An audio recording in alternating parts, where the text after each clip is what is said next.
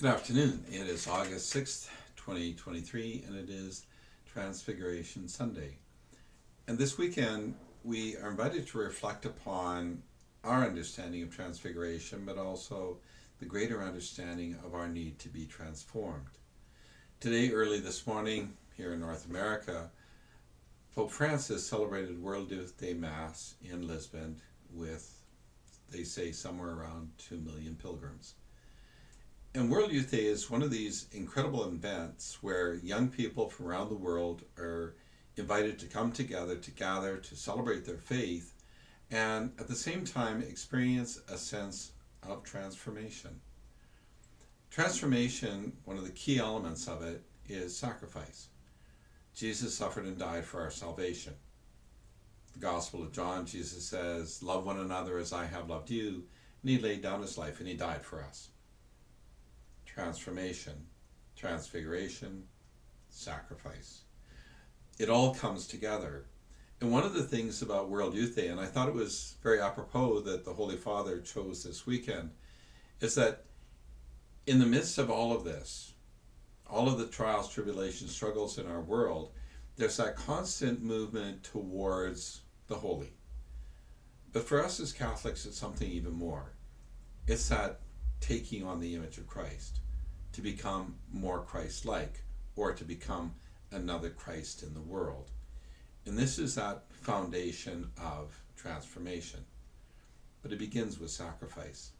And that's where World Youth Day comes in. I've been to Rome, I've been to Toronto, I've been to Cologne, Germany, I've been to Australia, I've been to 3 smaller ones in Rome itself. And every World Youth Day has one thing in common. Something's not going to go right. And in the midst of it, there's going to be some kind of sacrifice, some kind of sense of surrender, something. Don't know what it is, don't know how it works, but it seems to work. First World Youth Day I went to in Rome, myself and one of the pilgrims, our luggage didn't show up. My luggage showed up 6 days later. Theirs never did. They went through the entire thing without their luggage. No sleeping bag, no change of clothing, nothing. And so all of a sudden you've got people coming together to become helpful. How can we help one another? Now, the downside of it is nobody had a spare clerical shirt for me. But you know what? Father, you and I are about the same size, and here's an extra pair of pants. But other than that, it doesn't work very well. Cologne, Germany was slightly different. It's Germany. One of the favorite foods of the Germans is pork. I can't eat pork. Pork is something that can do great damage to me.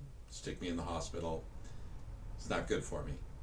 But we are sitting there, and in World Youth Day, you gather as a group of 6, you hand in your ticket, you get your meals for 6 people. And we would sit down there, and we'd open up the food, and the kids would check it out. Young people, not kids. And 9 times out of 10, somebody would go, "Father, there's pork in here," rummage in their bag and pull out a protein bar and say, "Here, Father, eat this."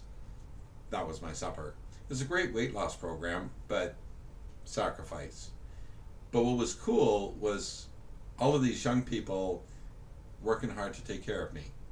As the one kid put it, we don't want to be dragging Father home dead. It's just wrong. So we're going to take care of him.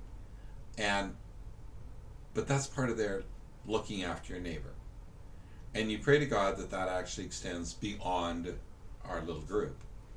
But that's the cool thing about World Youth Day. You get all of these young people from around the world coming together with this commonality of faith in Jesus Christ to experience something profound. And so especially from the vigil, Saturday night to Sunday morning, and you're sleeping out on the ground in this park. And it's a sacrifice. For a lot of these people, it's like, not everybody's into camping. Lots of people like a 5-star hotel. And there you are on the ground, sleeping. And sacrifice. And surrender. And acceptance.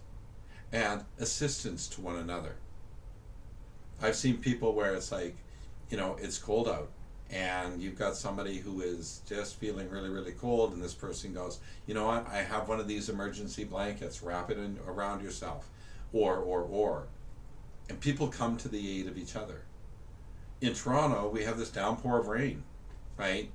And people were pulling out all kinds of stuff, plastic sheets and that kind of thing to cover each other up. You take care of each other. That's what we're called to do. And so World Youth Day is one of these challenges of how do we allow ourselves to be transformed. The coming together as community is a wonderful thing, and it takes a whole community to transform a community, and each of us individually. And that's the beauty of World Youth Day. It's an amazing thing that John Paul II came up with. And it is built and built and built. Seeing John Paul II at World Youth Day was amazing. Benedict the 16th, same thing. Never had the privilege with Pope Francis. But seeing him on the media, hearing confessions. Now I know John Paul II did it, and I know Pope Benedict did it also. But I don't think they went to the field like Pope Francis did and sat in one of the confessionals. And can you imagine the look on the face of that young person and what must have gone through them when they come around, sit down, and there's the Pope. And the Pope is about to hear your confession. How's that going to transform you? And what's that going to do for a lot of other young people? Where Pope Francis reminds all of us, priests, bishops, cardinals, all of us, that we're servants, first and foremost. And we have two primary responsibilities to the people of God: the Eucharist and confession. Those are our two most important sacraments to the people of God. And there Pope Francis is reminding us to make that sacrifice. And at his age and with his health, and there he is sitting in the confessional. There are levels and levels of teaching that are contained in that. But the biggest teaching is to be Christ to one another. As we sit in the confessional, the priest is Christ the penitent. We stand in the place of. The same way when we celebrate Mass, in persona Christi Capita.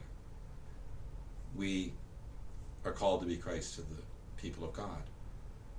But then the people of God are called to be Christ to each other also. By our baptism, in the reception of the Holy Spirit.